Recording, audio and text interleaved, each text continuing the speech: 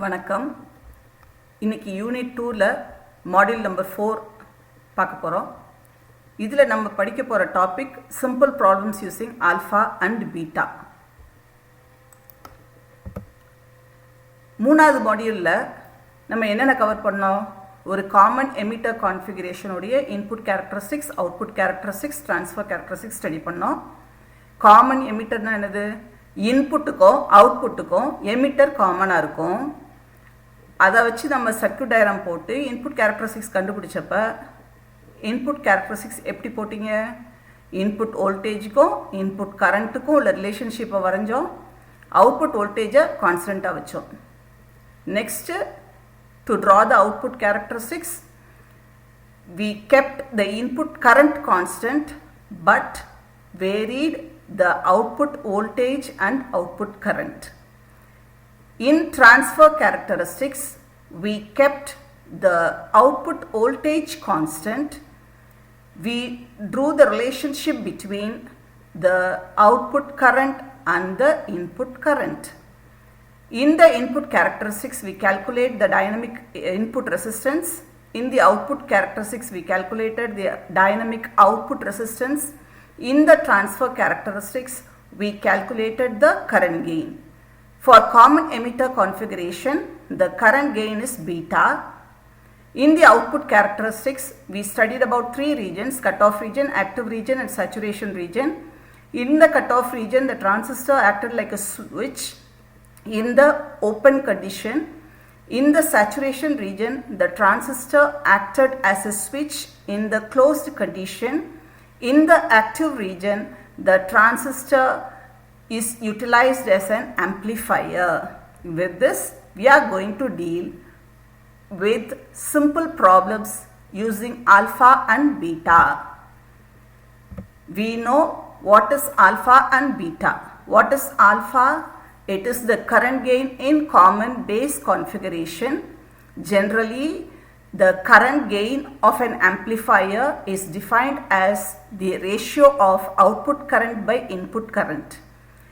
In common base configuration, the output current is collector current and input current is emitter current. So, alpha is equal to IC by IE.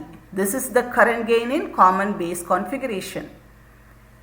In common emitter configuration, the output current is collector current IC, input current is IB, and beta is the current amplification factor. So we get the formula beta equal to delta IC divided by delta IB. Again, we know another equation: emitter current is equal to the sum of base current and collector current. So IE equal to IB plus IC. With this three equation, we are going to study the relationship between alpha and beta. For that, we are going to substitute the values of IB in equation 1. By substituting the value of IB, we are getting beta equal to delta IC divided by delta IE minus delta IC. In this equation, we are going to divide the numerator and denominator. Numerator is delta IC, denominator is delta IE minus delta IC by delta IE. Therefore, here we are going to get delta IC divided by delta IE, and in the denominator delta IE by delta IE minus delta IC by delta IE. We know the formula alpha equal to delta IC by delta IE.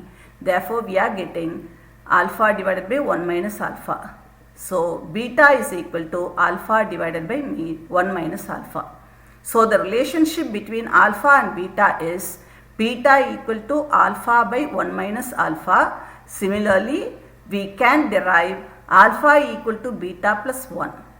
By using these formulas, we are going to derive the sum collector current value and calculate the values asked in the question. The range of beta is about 20 for current power transistor and 1000 for high frequency low power transistor. Generally, beta varies between 50 to 200. Current gain has no unit. In this problem, we are given the value of beta beta is equal to 200. We have to calculate IB to get the collector current 4 milliamperes. இதுக்கு என்ன அர்த்தம்? பீட்டாவுடைய value 200 கொடுத்துருக்காங்க, base கரண்ட்டை கேட்டிருக்காங்க, collector current எவ்வளோ இருக்குன்னு இருக்காங்க 4 milliamperes. இந்த ஃபார்முலா தெரியும் இல்லையா, beta equal to IC by IB. அதுலேருந்து இந்த ஃபார்முலா டெரைவ் பண்ணி வேல்யூஸை சப்ஸ்டியூட் பண்ணி இந்த ப்ராப்ளத்தை செஞ்சிடலாம். இந்த ப்ராப்ளத்தில் என்ன கேட்டுருக்காங்க, பயாஸ் வோல்டேஜ் விபி கொடுத்துட்டாங்க, பேஸ் ரெசிஸ்டன்ஸ் உடைய வேல்யூ கொடுத்துருக்காங்க, நமக்கு என்ன கேட்டிருக்காங்க, பேஸ் கரண்ட் கேட்டிருக்காங்க. பேஸ் கரண்ட்டுடைய ஃபார்முலா என்னது, VB minus VBE by RB. VB எவ்வளவு 10 வோல்ட்டுன்னு கொடுத்துருக்காங்க, போட்டுட்டோம். விபிஇ என்னது சிலிகான் டிரான்சிஸ்டர், அதனால 0.7 போட்டாச்சு. ஆர்பி எவ்வளவு 100 கிலோ ஓம்ஸ் கொடுத்துருக்காங்க, இங்கே சப்ஸ்டியூட் பண்ணிட்டோம். இந்த வேல்யூவை கால்குலேட் பண்ணால் we can calculate the value of IB. இது ரொம்ப சிம்பிள். எமிட்டர் கரண்ட் கொடுத்துருக்காங்க, கலெக்டர் கரண்ட் கொடுத்துருக்காங்க, ஐபி கண்டுபிடிக்கணும். என்ன ஃபார்முலா யூஸ் பண்ணணும், IE equal to IB plus IC. ஐஇக்கு சப்ஸ்டியூட் பண்ணியிருக்காங்க, ஐசி சப்ஸ்டியூட் பண்ணியிருக்காங்க, இதுலேருந்து ஐபி கண்டுபிடிச்சிட்டாங்க. இந்த ப்ராப்ளத்தில் என்னென்ன கொடுத்துருக்காங்க, கரண்ட் ஆம்ப்ளிஃபிகேஷன் ஃபேக்டர். அப்போ ஆல்ஃபாவுடைய வேல்யூ கொடுத்துட்டாங்க, எமிட்டர் கரண்ட் 1 milliamps கொடுத்துருக்காங்க. நீ என்ன கண்டுபிடிக்கணும், பேஸ் கரண்ட் கண்டுபிடிக்கணும்.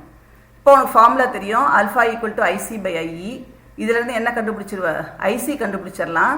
ஐசி கண்டுபிடிச்சிட்டேன்னா இந்த equation IE equal to IB plus ஐசியை வச்சு எதை கண்டுபிடிச்சிடலாம், பேஸ் கரண்ட்டை கண்டுபிடிச்சிடலாம். இது சிம்பிள். ஐசி கொடுத்துட்டாங்க, ஐபி கொடுத்துட்டாங்க, ஆல்ஃபா கண்டுபிடிச்சிருக்க சொல்லியிருக்காங்க. ஆல்ஃபாவுடைய ஃபார்முலா என்னது, ஐசி பை ஐஇ.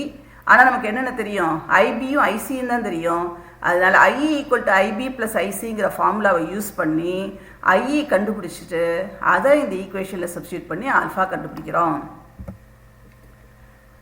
இந்த ப்ராப்ளத்தில் ஆல்ஃபா கொடுத்துட்டாங்க, ஒரு சின்ன சர்க்யூட் டயக்ராம் வரைஞ்சிருக்காங்க. இதில் இந்த ரெசிஸ்டன்ஸ்க்கு அக்ராஸாக வோல்டேஜ் எவ்வளோ கொடுத்துருக்காங்க, 2 வோல்ட்டுன்னு கொடுத்துருக்காங்க. உனக்கு பேசிக்காக கரண்ட்டோடைய ஈக்குவேஷன் தெரியும், வோல்டேஜ் பை ரெசிஸ்டன்ஸ். அப்போ இந்த 2 வோல்ட் பை 2 கிலோ ஓம்ஸ் போட்டேன்னா என்ன கண்டுபிடிச்சிடலாம், கலெக்டர் கரண்ட் கண்டுபிடிச்சிடலாம். ஆல்ஃபா தெரியும், அதை வச்சு ஈஸியாக எது கண்டுபிடிச்சிடலாம், பேஸ் கரண்ட்டை கண்டுபிடிச்சிடலாம். ஐசி கண்டுபிடிச்சிருக்காங்க. Next alpha equal to IC by IE வச்சு எமிட்டர் கரண்ட்டை கண்டுபிடிச்சிட்டு IE equal to IB plus IC இதில் சப்ஸ்டியூட் பண்ணோம்னா வேல்யூஸை சால்வ் பண்ணிடலாம். இதுலேயும் ஒரு சர்க்யூட் டயக்ராம் கொடுத்துருக்காங்க, வேல்யூஸ் கொடுத்துருக்காங்க. இதுலேருந்து என்னென்ன கண்டுபிடிக்கணும், ஐசியும் விசிபியும் கண்டுபிடிக்க சொல்கிறாங்க. ஐசிங்கிறது கலெக்டர் கரண்ட், விசிபிங்கிறது கலெக்டருக்கும் பேஸுக்கு அக்ராஸாக இருக்க வோல்டேஜ். இப்போ இதில் 2 லூப்பை ஸ்டடி பண்ணிக்கோ. இது ஒரு லூப்பு, இது ஒரு லூப்பு. இது இன்புட் லூப்பு, இது அவுட்புட் லூப்பு. இங்கே எவ்வளோ வோல்டேஜ் அப்ளை பண்ணுறோம், 8 வோல்ட் அப்ளை பண்ணுறோம். இந்த 8 வோல்ட் எங்கே ட்ராப் ஆக போகுது, இந்த ரெசிஸ்டன்ஸ்லையும் இந்த எமிட்டருக்கும் பேஸுக்கு நடுவுலையும் சப்ஸ்டியூட் ட்ராப் ஆக போகுது. அப்போ ஈக்குவேஷன் என்ன வரும், VE equal to IE into RE plus VEB. ஏன்னா எமிட்டருக்கும் பேஸுக்கும் உள்ள வோல்டேஜ் VEBன்னு சொல்லலாம், இல்லாட்டா VBன்னு சொல்லலாம். அதே மாதிரி இந்த இதில் ஒரு ஈக்குவேஷனை சால்வ் பண்ணலாம். இங்கே கொடுக்க போகிற வோல்டேஜ் எதில் ட்ராப் ஆகும், இந்த ரெசிஸ்டன்ஸ்லையும் மீதி கலெக்டர் பேஸு. அப்போ இந்த ஈக்குவேஷனை சால்வ் பண்ணேன்னா என்ன கண்டுபிடிச்சிடலாம், கலெக்டர் கரண்ட் கண்டுபிடிச்சிடலாம். VE equal to IE RE plus VBE. இது இன்புட் லூப்பு. அதிலேருந்து என்ன சால்வ் பண்ணிடுறோம், IE சால்வ் பண்ணிடுறோம். ஏன்னா எமிட்டர் வோல்டேஜ் கொடுத்துட்டாங்க, VBE உனக்கு 0.7 தெரியும், RE சர்க்யூட் டயக்ராத்தில் கொடுத்துருக்காங்க. RE எவ்வளவு 1.5 கிலோ ஓம்ஸ். அதனால சப்ஸ்டியூட் பண்ணோம்னா IE கண்டுபிடிச்சிடலாம். நம்ம பேஸ் கரண்ட்டை நெக்லிஜிபிள்னு விட்டுட்டோம் அப்படின்னா IC will be approximately equal to IE. அதனால ஐசியோடைய வேல்யூ எவ்வளோ அசியூம் பண்ணிடுறோம், 4.87. அப்போ ஐசி கண்டுபிடிச்சிட்டோம். நெக்ஸ்ட் என்ன கண்டுபிடிக்கணும், விசிபி கண்டுபிடிக்கணும். விசிபி கண்டுபிடிக்கிறதுக்கு இந்த லூப் எடுக்கிறோம். இந்த லூப்போட ஈக்குவேஷன் என்னது, VCC equal to ICRC plus VCB. இப்போ இந்த ஸ்டெப்பை வச்சு கரஸ்பாண்டிங்காக வேல்யூஸை சப்ஸ்டியூட் பண்ணோம்னா we can calculate the value of VCB. இது ஜென்ரல் கான்செப்டுக்காண்டி சொல்லியிருக்கேன். எமிட்டர் ஓப்பனாக இருந்தாலும் காமன் பேஸ் கான்ஃபிகரேஷனில் கொஞ்சோண்டு லீக்கேஜ் கரண்ட் ஃப்ளோவாகும். அந்த லீக்கேஜ் கரண்ட்டுக்கு பேர் ஐசிபிஓ. ஏன்னா எமிட்டர் ஓப்பனாக இருக்குது, கரண்ட் எதில் ஃப்ளோ ஆகுது, கலெக்டர் டு பேஸ் ஃப்ளோ ஆகுறதுனால அந்த கரண்ட்டுக்கு எப்படி சப்ஸ்கிரிப்ட் கொடுத்துருக்காங்க, ICB1 கொடுத்துருக்காங்க. இதில் இன்புட்டில் வோல்டேஜ் கொடுத்தோம் அப்படின்னா இந்த டிரான்சிஸ்டர் கொஞ்சம் ஆம்ப்ளிஃபை பண்ணோம், அதனால கலெக்டர் கரண்ட்டோடைய வேல்யூ என்ன மாறிடுது, அந்த ஆம்ப்ளிஃபைடு கரண்ட்டு ப்ளஸ் அந்த லீக்கேஜ் கரண்ட். அதனால் என்ன கொடுத்துருக்காங்க, ஆல்ஃபா IE ப்ளஸ் ICB1 கொடுத்துருக்காங்க. இது காமன் எமிட்டர் கான்ஃபிகரேஷனில் பேஸ் ஓப்பனாக இருந்தாலும் கொஞ்சோண்டு லீக்கேஜ் கரண்ட் ஃப்ளோ ஆகும். இந்த லீக்கேஜ் கரண்ட் எதனால, மைனாரிட்டி கேரியர்ஸ்னால. அது எந்த இதில் ஃப்ளோ ஆக போகுது, கலெக்டருக்கும் எமிட்டருக்கும் ஃப்ளோ ஆகிறதுனால ICEன்னு போட்டாங்க. பேஸ் ஓப்பனாக இருக்குது, அதனால ஓங்கிறட்டு தான் யூஸ் பண்ணிடுறாங்க. இந்த சர்க்கியூட்டில் இன்புட்டில் வோல்டேஜ் கொடுக்கறனால இந்த வோல்டேஜை அதை ஆம்ப்ளிஃபை பண்ண போகுது. அதனால ஆம்ப்ளிஃபிகேஷன் ஃபேக்டர் என்னது, beta into IB plus ICE1 கொடுத்துருக்காங்க. அதனால் ஜென்ரலாக ஞாபகம் வச்சுக்கோ, இன்புட்டில் சிக்னல் இல்லாட்டினாலும் அவுட்புட்டில் ஒரு லீக்கேஜ் கரண்ட் ஃப்ளோ ஆகும்.